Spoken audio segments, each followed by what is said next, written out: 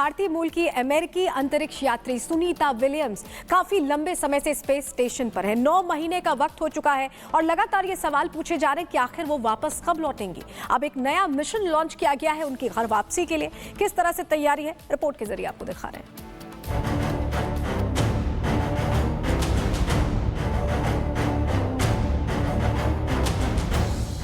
International space station में करीब 9 महीने से फंसी सुनीता विलियम्स की वापसी का रास्ता लगभग साफ हो गया है। बस कुछ दिनों का इंतजार है और उसके बाद सुनीता विलियम्स और बुच विल्मोर धरती पर वापस लौट आएंगे।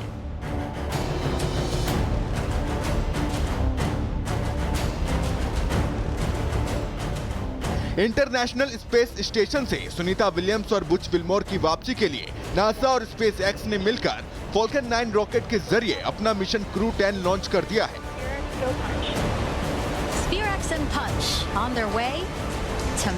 नासा ने फ्लोरिडा के केनेडी स्पेस सेंटर से भारतीय समय के मुताबिक 4:30 बजे इस मिशन को लॉन्च किया। इसमें क्रू ड्रैगन कैप्सूल से जुड़ी 4 सदस्यों की टीम स्पेस स्टेशन के लिए रवाना हुई। नए दल में नासा की एनी मैकलेन और निकोल एर्स, जापानी अंतरिक्ष एजेंसी जाक्सा की टकुआ ओनिशी और रूसी स्पेस एजेंसी रोसकोसमोस के कॉस्मोनॉट किरिल पेस्कोव शामिल हैं। ये चारों मेंबर्स स्पेस स्टेशन पहुंचकर सुनीता विलियम्स, बुच विल्मोर और क्रू 9 टीम के 2 अन्य सदस्यों की जगह लेंगे और सुनीता विलियम्स समेत 4 अंतरिक्ष यात्री धरती पर वापसी करेंगे। अब सवाल है कि आखिर उनकी घर वापसी कब शुरू होगी और वो धरती पर कब कदम रखेंगे। फॉल्कन 9 से भेजा गया स्पेसक्राफ्ट इंटरनेशनल स्पेस स्टेशन पर डॉक होगा।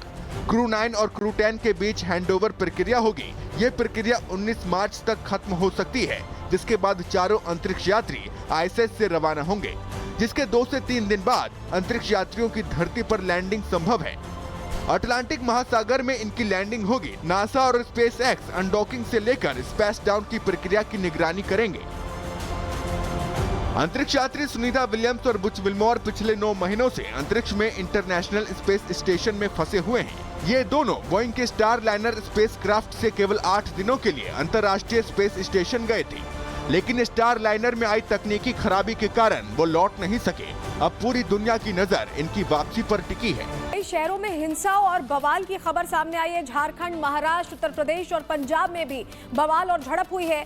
4 तस्वीरें आपकी टीवी स्क्रीन पर हैं। देखिए कैसे होली के त्योहार यहां विवाद में बदलता दिखाई दिया। जहां गिरिडीह में भी झड़प हुई है, आगजनी हुई है। तस्वीर में आप देख पा रहे हैं बुल्ढाना से भी ऐसी तस्वीर सामने आई। पुलिस हालांकि अब मुस्तैद है उस इलाके में। उत्तर प्रदेश के बलिया में भी ऐसी तस्वीरें आई हैं। वहीं पंजाब के लुधियाना से भी तस्वीर सामने आई। ये तस्वीरें सवाल पूछ रही हैं कि रंग और गुलाल के साथ जश्न का माहौल खराब करने की साजिश आखिर किसकी थी और पुलिस प्रशासन आखिर उस वक्त कर क्या रहा था। इसी से जुड़ी रिपोर्ट आपको दिखा रहे हैं।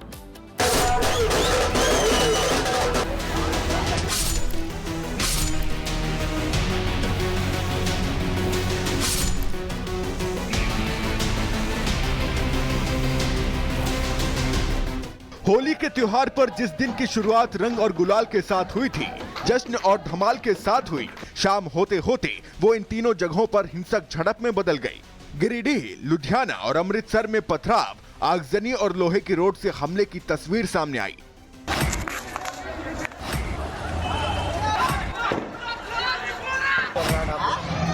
झारखंड के गिरिडीह में होली पर जुलूस निकाला जा रहा था, जो कुछ लोगों को रास नहीं आया। इस अंदाज में होली का जश्न मनाना कुछ लोगों को इतना नागवार गुजरा कि उन्होंने माहौल खराब करने के लिए जुलूस को निशाना बनाकर पथराव कर दिया। ये बवाल यहीं नहीं थमा।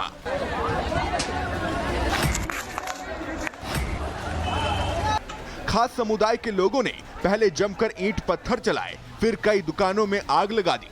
आगजनी में कई दुकानें जलकर राख हो गईं। वहीं पथराव में कई लोगों के घायल होने की खबर है। अभी मजिस्ट्रेट ऑर्डर तो पहले से निकले हुए हैं और लगातार आप जैसा कि देख रहे हैं कि सारी पुलिस और शिफ्ट में सभी मजिस्ट्रेट लगे हुए हैं और 8-8 घंटे की शिफ्ट पे इस पे नज़र बनाए हुए हैं।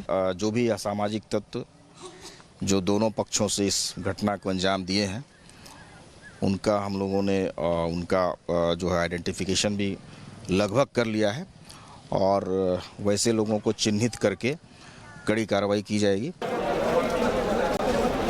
पंजाब के लुधियाना से भी गिरिडीह जैसी कुछ तस्वीरें सामने आई हैं। होली और जुमे पर दो पक्षों में जमकर कहासुनी हुई और फिर तनाव इतना बढ़ गया कि बात ईंट पत्थर पर आ गई।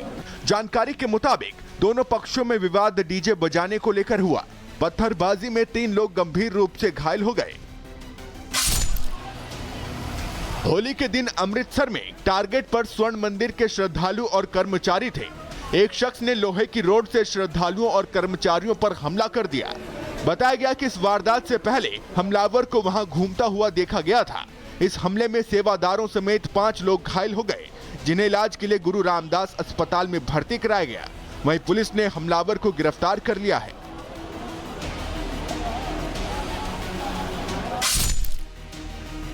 झारखंड में जेएमएम की सरकार है और पंजाब में आम आदमी पार्टी की, लेकिन सवाल यह है कि होली के दिन माहौल कौन खराब कर रहा था।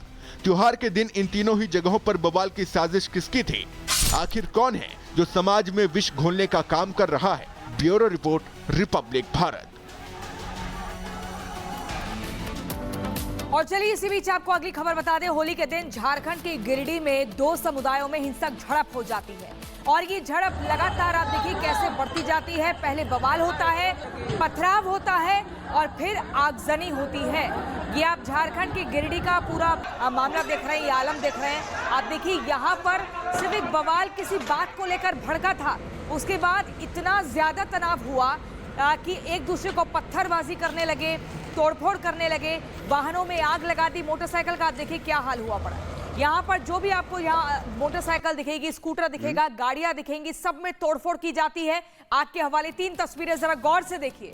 होली के बाद हिंसा होती है, 2 गुटों में झड़प होती है और ये बवाल कितना आप देखिए कितना जबरदस्त होता है पटना में कि आगजनी के बाद पूरा एकदम यहाँ पर मातम पसर जाता है। कौन है ये कट्टर, कौन है ये दुश्मन जो सनातनियों के पर्व में इस तरीके से जहर घोलने का काम कर रहे हैं, लोगों को डराने का काम कर रहे हैं।